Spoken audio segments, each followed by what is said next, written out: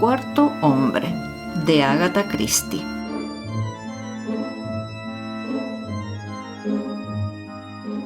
El canónigo Parfit jadeaba.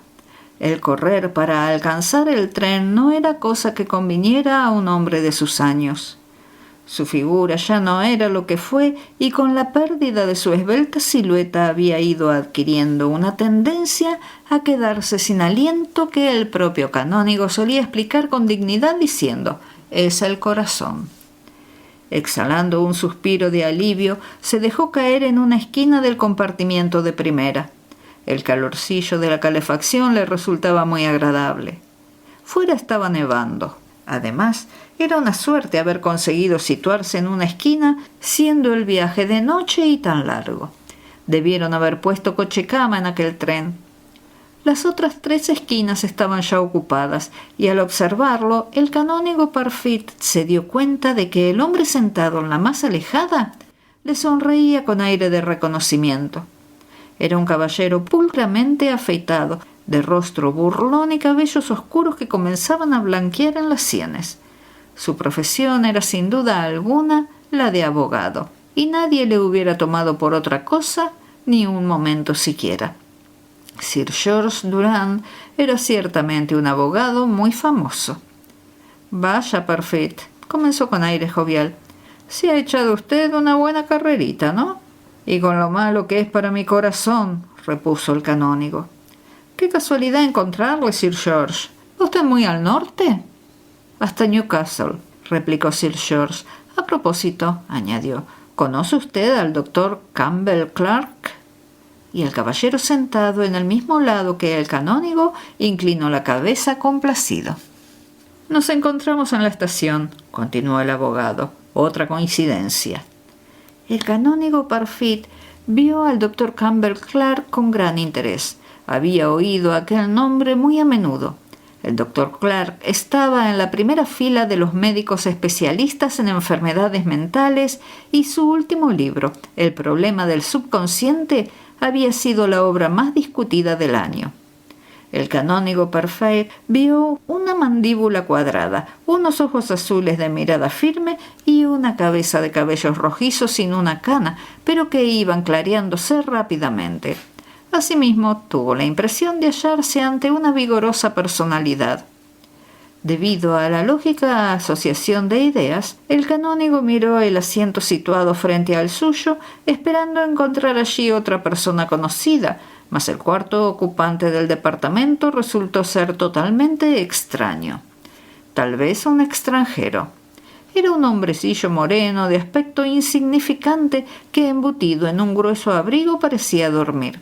«¿Es usted el canónigo Parfit de Bradchester?», preguntó el doctor Clark con voz agradable. El canónigo pareció halagado. Aquellos sermones científicos habían sido un gran acierto, especialmente desde que la prensa se había ocupado de ellos.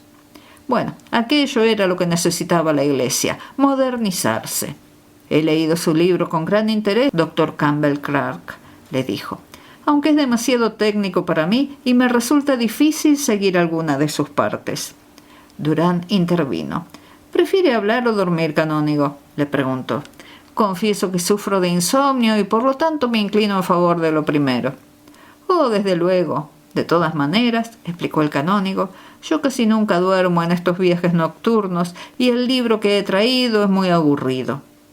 «Realmente formamos una reunión muy interesante», observó el doctor con una sonrisa. «La Iglesia, la ley y la profesión médica. Es difícil que no podamos formar opinión entre los 3, ¿verdad? El punto de vista espiritual de la Iglesia, el mío puramente legal y mundano, y el suyo, doctor, que abarca el mayor campo, desde lo puramente patológico a lo superpsicológico. Entre los 3 podríamos cubrir cualquier terreno por completo».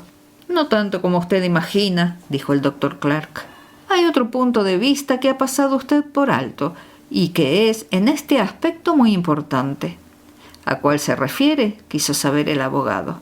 «Al punto de vista del hombre de la calle». «¿Es tan importante? ¿Acaso el hombre de la calle no se equivoca generalmente?».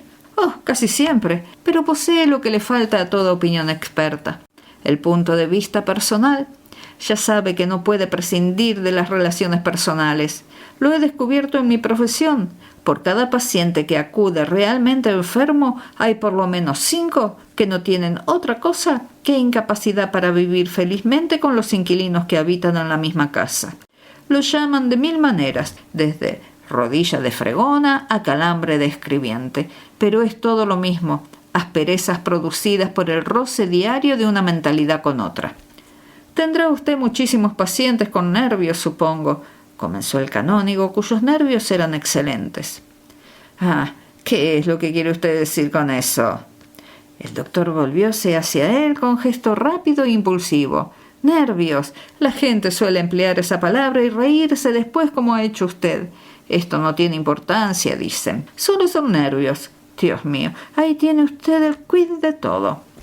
Se puede contraer una enfermedad corporal y curarla, pero hasta la fecha se sabe poco más de las oscuras causas de las 101 formas de las enfermedades nerviosas que se sabía, durante el reinado de la reina Elizabeth. «Dios mío», exclamó el canónigo Parfait, un tanto asombrado por su salida. «¿Es cierto?» «Y creo que es un signo de gracia», continuó el doctor Campbell. Antiguamente considerábamos al hombre como un simple animal con inteligencia y un cuerpo al que daba más importancia que a nada. Inteligencia, cuerpo y alma, corrigió el clérigo con suavidad. ¿Alma? El doctor sonrió de un modo extraño. ¿Qué quiere decir exactamente? Nunca ha estado muy claro, ya sabe. A través de todas las épocas no se han atrevido ustedes a dar una definición exacta. El canónigo aclaró su garganta, dispuesto a pronunciar un discurso, pero ante su disgusto no le dieron oportunidad, ya que el médico continuó. ¿Está seguro de que la palabra es alma y no puede ser almas? ¿Almas?, preguntó Sir George Durand, enarcando las cejas con expresión divertida. Sí. Campbell Clark dirigió su atención hacia él, inclinándose hacia adelante para tocarle en el pecho. ¿Está usted seguro?, dijo en tono grave, ¿que hay un solo ocupante en esta estructura? Porque esto es lo que es, ya sabe. Envidiable residencia que se alquila amueblada por 7, 21, 41, 71 años, los que sean. Y al final el inquilino traslada sus cosas poco a poco y luego se marcha de la casa de golpe, y ésta se viene abajo convertida en una masa de ruinas y decadencia. Usted es el dueño de la casa, admitamos esto, pero nunca se percata de la presencia de los demás criados de Pisarquedo, en los que apenas repara a no ser por el trabajo que realizan, trabajo que usted no tiene conciencia de haber hecho. O amigos, estados de ánimos que se apoderan de uno y lo hacen ser un hombre distinto, como se dice vulgarmente. Usted es el rey del castillo, ciertamente, pero puede estar seguro de que allí está también instalado tranquilamente el pillastre redomado. Mi querido Clark, replicó el abogado, me hace usted sentirme realmente incómodo. ¿Es que mi interior es en realidad campo de batalla en que luchan distintas personalidades? ¿Es la última palabra de la ciencia? Ahora fue el médico quien se encogió de hombros. Su cuerpo lo es, dijo en tono seco. ¿Por qué no puede serlo también su mente? Muy interesante, exclamó el canónigo Parfait. ¡Ay, maravillosa ciencia, maravillosa ciencia! Y para sus adentros agregó, puedo preparar un sermón muy atrayente basado en esta idea. Mas el doctor Campbell Clark se había vuelto a reclinar en su asiento una vez pasada su excitación momentánea. A decir verdad, observó con su aire profesional, es un caso de doble personalidad el que me lleva esta noche a Newcastle. Un caso interesantísimo. Un individuo neurótico, desde luego, pero un caso auténtico. Doble personalidad, repitió Sir George, pensativo. No es tan raro, según tengo entendido. Existe también la pérdida de memoria, ¿no es cierto? El otro día surgió un caso así ante el Tribunal de Testamentarias. El doctor Clark asintió. Desde luego, el caso clásico fue el de Felicie Bolt. ¿No recuerda haberlo oído? Claro que sí, expuso el canónigo Parfait. Recuerdo haberlo leído en los periódicos, pero de eso hace ya mucho tiempo, por lo menos 7 años. El doctor Campbell asintió.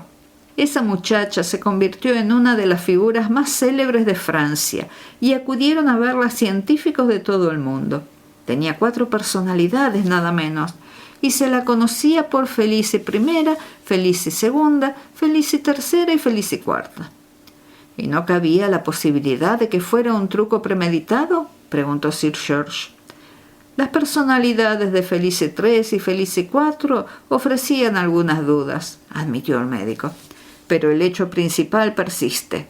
Felice Bolt era una campesina de Bretaña. Era la tercera de 5 hermanos, hija de un padre borracho y de una madre retrasada mental. En uno de sus ataques de alcoholismo, el padre estranguló a su mujer, siendo, si no recuerdo mal, desterrado por vida. Felice tenía entonces 5 años. Unas personas caritativas se interesaron por la criatura y Felice fue criada y educada por una dama inglesa que tenía una especie de hogar para niños desvalidos.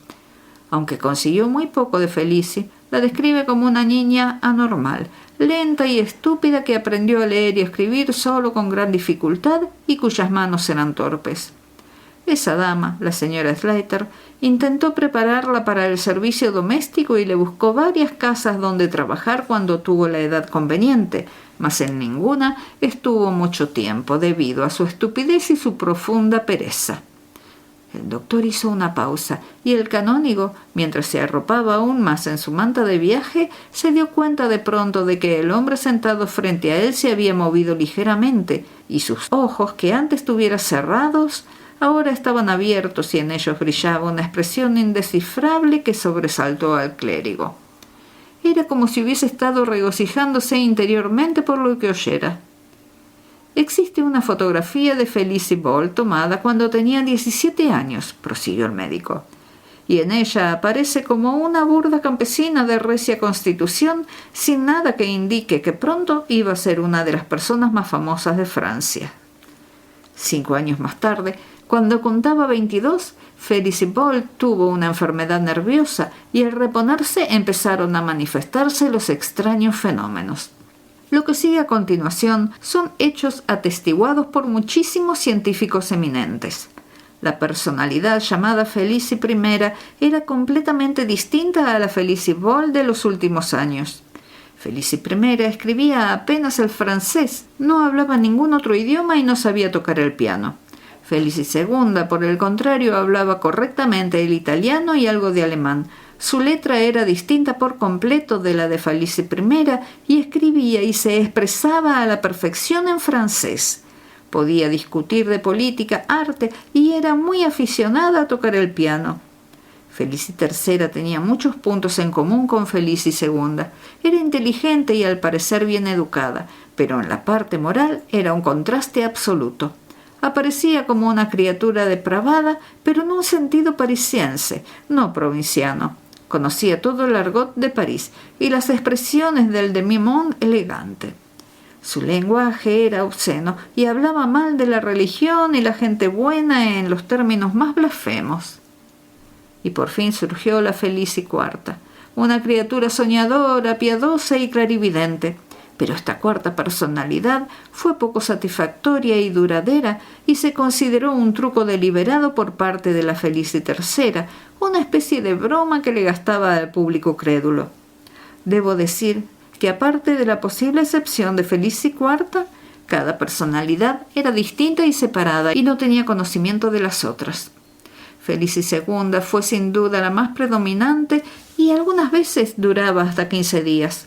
Luego, Felice I aparecía bruscamente por espacio de 1 o 2 días. Después, tal vez la Felice III o IV, pero estas 2 últimas rara vez dominaban más de unas pocas horas.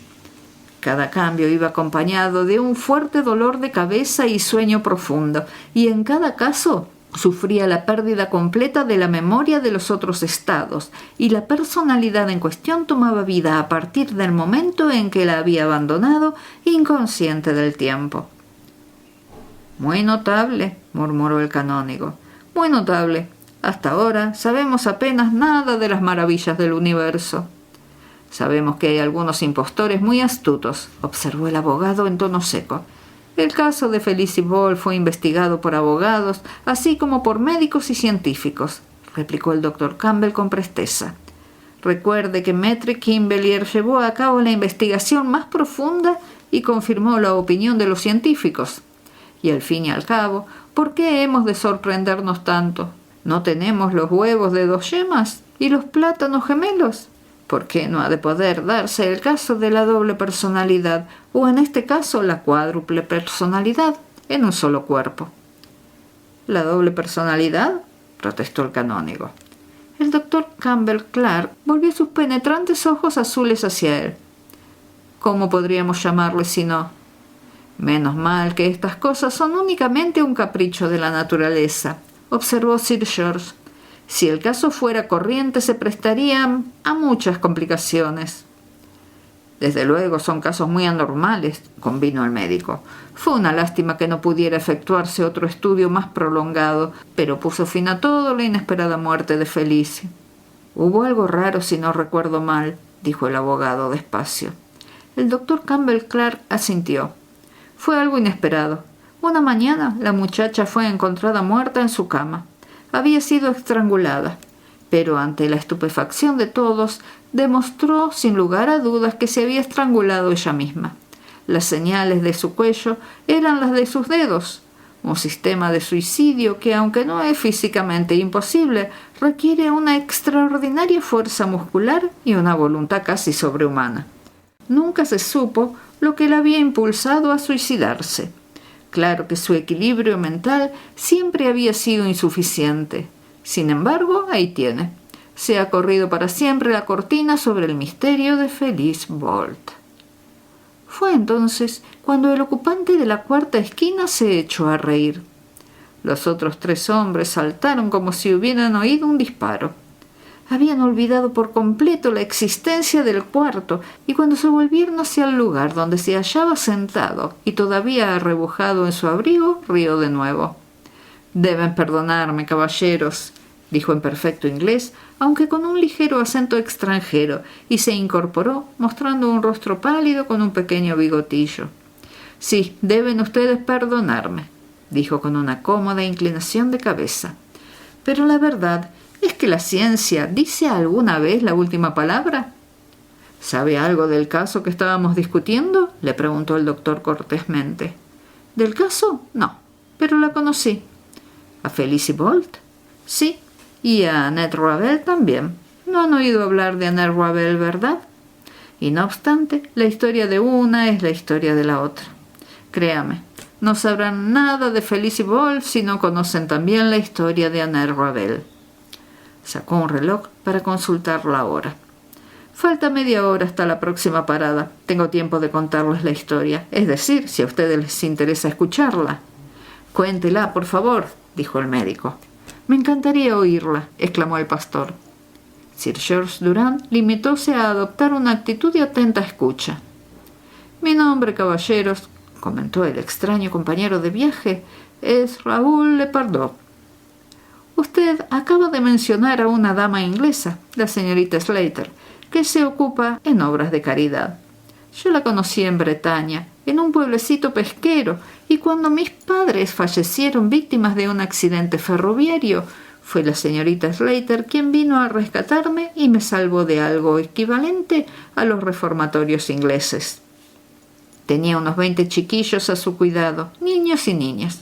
Entre estas se encontraban Felicie Bolt y Annette Ravel. Si no consigo hacerles comprender la personalidad de Annette, caballeros, no comprenderán nada. Era hija de lo que ustedes llaman una fille de joie, que había muerto tuberculosa abandonada por su amante. La madre fue bailarina y Annette también tenía el deseo de bailar. Cuando la vi por primera vez tenía 11 años y era una niña vivaracha de ojos brillantes y prometedores, una criatura todo fuego y vida.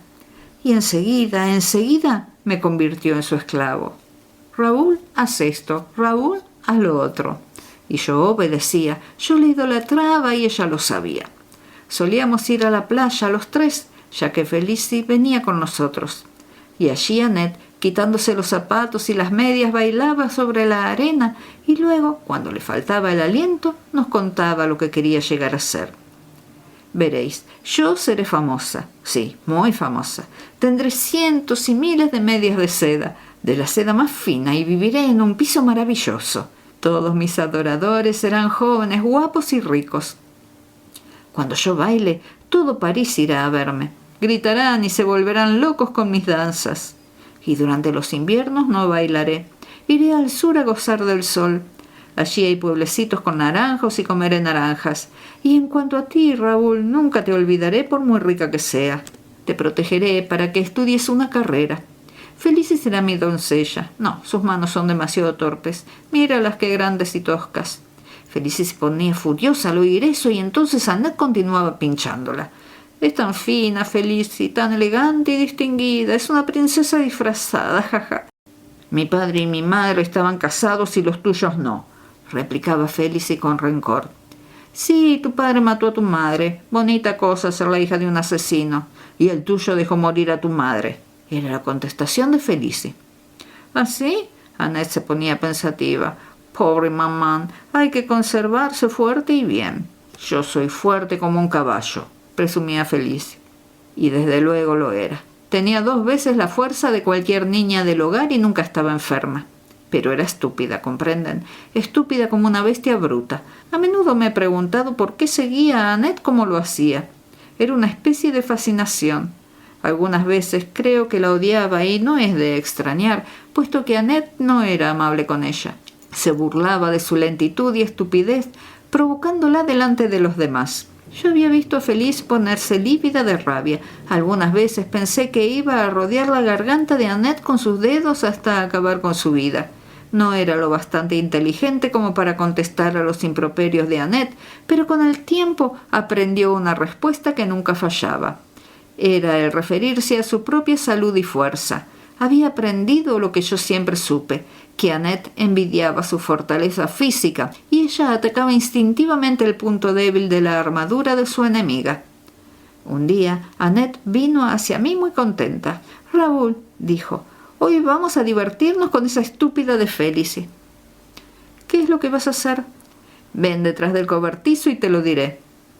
Parece que Annette había encontrado cierto libro, parte del cual no entendía, y desde luego estaba por encima de su cabecita. Era una de las primeras obras de hipnotismo. Conseguí que un objeto brillante, el pomo de metal de mi casa, diese vueltas. Hice que Felici lo mirara anoche. «Míralo fijamente», le dije. «No apartes los ojos de él». Y entonces lo hice girar, Raúl. Estaba asustada. Sus ojos tenían una expresión tan extraña, tan extraña. «Felici, tú harás siempre lo que yo diga», le dije. «Haré siempre lo que tú digas, Annette», me contestó. «Y luego, dije, mañana llevarás un cabo de vela al patio y empezarás a comerla a las 12. Y si alguien te pregunta, dirás que es la mejor galleta que has probado en tu vida». «Oh, Raúl, imagínate». «Pero ella no hará una cosa así», protesté. «El libro dice que sí. No es que yo lo crea del todo. Pero, oh, Raúl, si lo que dice el libro es cierto, lo que nos vamos a divertir». A mí también me pareció divertido. Lo comunicamos a nuestros compañeros y a las 12 estábamos todos en el patio. A la hora exacta apareció Félix con el cabo de la vela en la mano, y creerán ustedes, caballeros, que empezó a mordisquearlo solemnemente. Todos nos desternillábamos de risa. De vez en cuando, alguno de los niños se acercaba a ella y le decía muy serio: «¿Es bueno lo que come, Felici?» Y ella respondía: «Sí, es una de las mejores galletas que he probado en mi vida». Y entonces nos ahogábamos de risa. Al fin nos reímos tan fuerte que el ruido pareció despertar a Felici y se dio cuenta de lo que estaba haciendo. Parpadeó extrañada, miró la vela y luego a todos pasándose la mano por la frente. «¿Pero qué es lo que estoy haciendo aquí?», murmuró. «Te estás comiendo una vela de cebo», le gritamos. «Yo te lo hice hacer, exclamó Annette bailándole a su alrededor. Felici la miró fijamente unos instantes y luego se fue acercando a ella. «¿De modo que has sido tú? ¿Has sido tú quien me puso en ridículo? Creo recordar. Ah, te mataré por eso». Habló en tono tranquilo, pero Annette echó a correr refugiándose detrás de mí. «Sálvame, Raúl. Me da miedo, Felici. Ha sido solo una broma, Felici. Solo una broma, ¿comprendes?» «No me gustan esta clase de bromas», replicó Felici. «Te odio. Odio a todos». y echándose a llorar se marchó corriendo.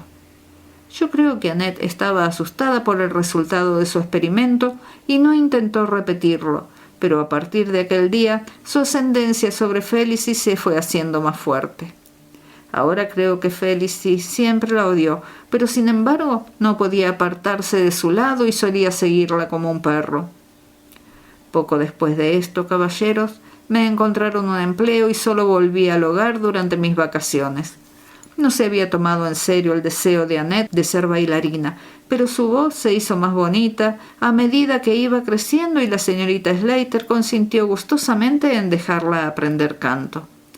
Annette no era perezosa y trabajaba febrilmente, sin descanso, y la señorita Slater se vio obligada a impedir que se excediera, y en cierta ocasión me habló de ella. «Tú siempre has apreciado mucho a Annette», me dijo. «Convéncela para que no se esfuerce demasiado. Últimamente tose de una manera que no me gusta». Mi trabajo me llevó lejos, poco después de esta conversación. Recibí 1 o 2 cartas de Annette al principio, pero luego silencio, los 5 años que permanecí en el extranjero. Por pura casualidad, cuando regresé a París, me llamó la atención un cartel anuncio con el nombre de Annette Ravelli y su fotografía. La reconocí enseguida. Aquella noche fui al teatro en cuestión. Annette cantaba en francés e italiano y en escena estaba maravillosa. Después fui a verla a su camerino y me recibió enseguida. «Vaya, Raúl», exclamó tendiéndome las manos. «Esto es maravilloso. ¿Dónde has estado todos estos años?» Yo se lo hubiera dicho, pero no deseaba escucharme. «¿Ves? Ya casi he llegado». Y con un gesto triunfal me señaló el camerino lleno de flores. «La señorita Slater debe estar orgullosa de tu éxito». «¿Esa vieja?» «No, por cierto. Ella me había destinado al conservatorio, a los conciertos, pero yo soy una artista. Y es aquí, en los teatros de variedades, donde puedo expresar mi personalidad». En aquel momento entró un hombre de mediana edad, atractivo y distinguido. Por su comportamiento, comprendí enseguida que se trataba del mecenas de Annette. Me miró de soslayo y Annette le explicó. «Es un amigo de la infancia, está de paso en París. Ha visto mi retrato en un anuncio. ¡Et voilà!». Aquel hombre era muy amable y cortés, y delante de mí sacó una pulsera de brillantes y rubíes que colocó en la muñeca de Annette. Cuando me levanté para marcharme, ella me dirigió una mirada de triunfo diciéndome en un susurro: «He llegado, ¿verdad? ¿Comprendes? Tengo el mundo a mis pies». Pero al salir del camerino, la oí toser con una tos seca y dura. Sabía muy bien lo que significaba. Era la herencia de su madre tuberculosa. Volví a verla 2 años más tarde. Había ido a buscar refugio junto a la señorita Slater. Su carrera estaba arruinada. Era tal lo avanzado de su enfermedad que los médicos dijeron que nada podía hacerse. Nunca olvidaré cómo la vi entonces. Estaba echada en una especie de cobertizo montado en el jardín. La tenían día y noche al aire libre. Sus mejillas estaban hundidas y sus ojos brillantes y febriles. Me saludó con tal desesperación que me quedé estupefacto. «Cuánto me alegro de verte, Raúl. Tú ya sabes bien lo que dicen, que no me pondré bien. Lo dicen a mis espaldas, ¿comprendes? Conmigo son todos amables y tratan de consolarme, pero no es cierto, Raúl, no es cierto. Yo no me dejaré morir, con la vida tan hermosa que se extiende ante mí. Es la voluntad de vivir lo que importa. Todos los grandes médicos lo dicen. Yo no soy de esos seres débiles que se abandonan. Ya empiezo a sentirme mejor, muchísimo mejor, ¿oyes?». Y se incorporó, apoyándose sobre un codo para dar más énfasis a sus palabras. Luego cayó hacia atrás, presa de un ataque de tos que estremeció su delgado cuerpo.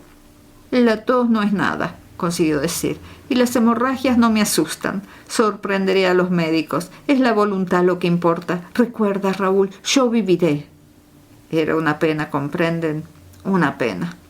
En aquel momento llegaba Felicity Ball con una bandeja y un vaso de leche caliente que dio a Annette, mirando cómo lo bebía con expresión que no pude descifrar, como con cierta satisfacción. Annette también captó aquella mirada y dejó caer el vaso, que se hizo pedazos. «¿La has visto? Así es como me mira siempre. Ella se alegra de que vaya a morir. Sí, disfruta. Ella es fuerte y sana. Mírala. Nunca ha estado enferma, ni un solo día, y todo para nada. ¿De qué le sirve ese corpachón? ¿Qué va a sacar de él?». Félicie se agachó para coger los pedazos de cristal. «No me importa lo que diga», comenzó con voz inexpresiva. «¿A mí qué? Soy una chica respetable, y en cuanto a ella, sabrá lo que es el purgatorio dentro de poco. Yo soy cristiana y nada digo». «Tú me odias», exclamó Annette. «Siempre me has odiado. Pero de todas maneras puedo encantarte. Puedo hacer que hagas mi voluntad. Mira, ahora mismo, si te lo pidiera sin ninguna duda, te pondrías de rodillas ante mí encima de la hierba». «No seas absurda», dijo Félicie intranquila. «Pues sí que lo harás para complacerme. Arrodíllate. Yo, Annette, te lo pido, arrodíllate, Félicie». No sé si sería por el maravilloso mandato de su voz o por un motivo más profundo, pero el caso es que Félicie obedeció. Se puso de rodillas lentamente, con los brazos extendidos hacia adelante y el rostro ausente mirando estúpidamente al vacío. Annette, echando la cabeza hacia atrás, rió con todas sus fuerzas. «Mira qué cara más estúpida pone, qué ridícula está. Ya puedes levantarte, Félicie, gracias. Es inútil que frunzas el ceño. Soy tu ama y tienes que hacer lo que yo diga». Desplomóse exhausta sobre las almohadas y Félicie, recogiendo la bandeja, se alejó lentamente. Una vez volvióse a mirar por encima del hombro y el profundo resentimiento de su mirada me sobresaltó. Yo no estaba allí cuando murió Annette, pero al parecer fue terrible. Se aferraba a la vida con desesperación, luchando contra la muerte como una posesa y gritando: «No moriré, tengo que vivir, vivir». Me lo contó la señorita Slater cuando 6 meses más tarde fui a verla. «Mi pobre Raúl», me dijo con tono amable, «tú la querías, ¿verdad?» «Siempre la quise, siempre. Pero ¿de qué hubiera podido servirle?» «No hablemos de eso. Ahora está muerta ella, tan alegre y tan llena de vida». La señorita Slater era mujer comprensiva y se puso a hablar de otras cosas. Estaba preocupada por Félicie. La joven había sufrido una extraña crisis nerviosa y desde entonces su comportamiento era muy extraño. «¿Sabes?», me dijo la señorita Slater tras una ligera vacilación, «¿que está aprendiendo a tocar el piano?». Yo lo ignoraba y me sorprendió mucho. Félicie aprendiendo a tocar el piano. Yo hubiera jurado que era totalmente incapaz de distinguir una nota de otra. «Dicen que tiene talento», continuó la señorita Slater. «No comprendo. Siempre la había considerado... Bueno, Raúl, tú mismo sabes que fue siempre una niña estúpida». Asentí. «Su comportamiento es tan extraño que no sé qué pensar». Pocos minutos después entré en la sala de lectura. Félicie tocaba el piano, la misma tonadilla que hoy cantará Annette en París. Comprendan, caballeros, que me quedé de una pieza. Y luego, al oírme, se interrumpió de pronto, volviéndose a mirarme con ojos llenos de malicia e inteligencia. Por un momento pensé... Bueno, no voy a decirles lo que pensé entonces. «Tiens», exclamó, «de manera que es usted, Monsieur Raúl». No puedo describir cómo lo dijo. Para Annette nunca había dejado de ser Raúl, pero Félicie, desde que volvimos a encontrarnos de mayores, siempre me llamaba Monsieur Raúl. Mas entonces lo dijo de un modo distinto, como si el Monsieur fuera algo divertido. «Vaya, Félicie», le contesté, «te veo muy cambiada». «Sí», replicó pensativa. «Es curioso, pero no te pongas serio, Raúl. Decididamente te llamaré Raúl. ¿Acaso no jugábamos juntos cuando éramos niños? La vida se ha hecho para reír. Hablemos de la pobre Annette, que está muerta y enterrada. ¿Estará en el purgatorio o dónde?» Y tarareó cierta canción, desentonando bastante, pero las palabras llamaron mi atención. «Félicie», exclamé, «¿sabes italiano?» «¿Por qué no, Raúl? Yo no soy tan estúpida como parecía». Y se rió de mi confusión. «No comprendo», comencé a decir. «Pues yo te lo explicaré. Soy una magnífica actriz, aunque nadie lo sospechaba. Puedo representar muchos papeles y muy bien, por cierto». Volvió a reír y salió corriendo de la habitación antes de que pudiera detenerla. La volví a ver antes de marcharme. Estaba durmiendo en un sillón y roncaba pesadamente. La estuve mirando fascinado, aunque me repelía. De pronto se despertó sobresaltada y sus ojos apagados y sin vida se encontraron con los míos. «Monsieur Raúl», murmuró mecánicamente. «Sí, Félicie. Yo me marcho. ¿Querrás tocar algo antes de que me vaya?» «¿Yo tocar? ¿Se está riendo de mí, Monsieur Raúl?» ¿No recuerdas que esta mañana tocaste para mí? Felicy meneó la cabeza. ¿Tocar yo? ¿Cómo es posible que sepa tocar una pobre chica como yo? Hizo una pausa como si reflexionara y luego se acercó a mí. Monsieur Raoul, ocurren cosas extrañas en esta casa. Le gastan a una bromas. Varían las horas del reloj. Sí, sé lo que digo y todo eso es obra de ella. ¿De quién? Pregunté sobresaltado. De Annette, esa malvada. Cuando vivía siempre me estaba atormentando y ahora que ha muerto vuelve del otro mundo para seguir mortificándome. La miré fijamente. Ahora comprendo que estaba al borde del terror y sus ojos estaban a punto de salir de sus órbitas. Es mala, le aseguro que es mala. Sería capaz de quitar a cualquiera el pan de la boca, la ropa, el alma. De pronto se agarró a mí. Tengo miedo, se lo aseguro, miedo. Oigo su voz, no en mis oídos, sino aquí en mi cabeza. Se tocó la frente. Se me llevará muy lejos. ¿Y entonces qué haré? ¿Qué será de mí? Su voz se fue elevando hasta convertirse en un alarido y vi en sus ojos el terror de las bestias acorraladas. De pronto sonrió. Fue una sonrisa agradable, llena de astucia, que me hizo estremecer. Si llegara a eso, Monsieur Raoul, tengo mucha fuerza en mis manos, tengo mucha fuerza en las manos. Nunca me había fijado particularmente en sus manos. Entonces las miré y me estremecí a pesar mío. Eran unos dedos gruesos, brutales, y como Felicy había dicho, extraordinariamente fuertes. No sabría explicarles la sensación de náuseas que me invadió. Con unas manos como aquellas, su padre debió estrangular a su madre. Aquella fue la última vez que vi a Felicy Bolt. Inmediatamente después marché al extranjero, a Sudamérica. Regresé 2 años después de su muerte. Algo había leído en los periódicos de su vida y muerte repentina. Y esta noche me he enterado de más detalles, por ustedes. Felicy III y Felicy IV. Me estoy preguntando si era una buena actriz, ¿saben? El tren fue aminorando su velocidad y el hombre sentado en la esquina se irguió para abrochar mejor su abrigo. ¿Cuál es su teoría?, preguntó el abogado. Apenas puedo creerlo, comenzó a decir el canónigo Parfit. El médico nada dijo, pero miraba fijamente a Raoul Laterdeau. Es capaz de quitarle a uno el pan de la boca, la ropa, el alma, repitió el francés poniéndose de pie. Les aseguro, messieurs, que la historia de Felicy Bolt es la historia de Annette Ravel. Ustedes no la conocieron, caballeros. Yo sí, y amaba mucho la vida. Con la mano en el pomo de la puerta, dispuesto a apearse, se volvió de pronto, yendo a dar un golpecito en el pecho del canónigo. Monsieur le docteur acaba de decir que esto, le dio un golpe en el estómago y el pastor pegó un respingo. Es solo una coincidencia. Dígame, si encontrara un ladrón en su casa, ¿qué haría? Pegarle un tiro, ¿no? No, exclamó el canónigo. No, quiero decir que en este país no.